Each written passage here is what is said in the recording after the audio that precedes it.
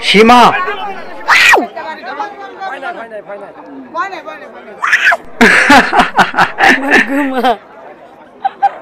গরুর দিকে না আবার তেজও আছে তে এটা আজ আমরা চলে আসলাম গরু বাজার গরু কিনে ফেললেন আমাদের সীমা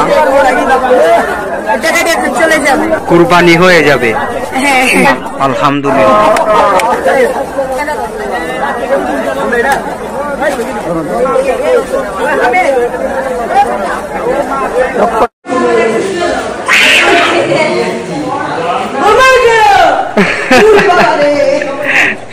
এই আন্টি শুনেন গরু বাজারে সীমা গেছিল গরু কিনতে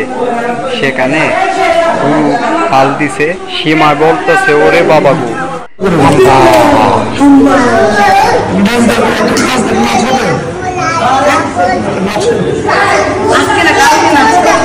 কালকে না এখনই ডান্স করো কালকে আসবো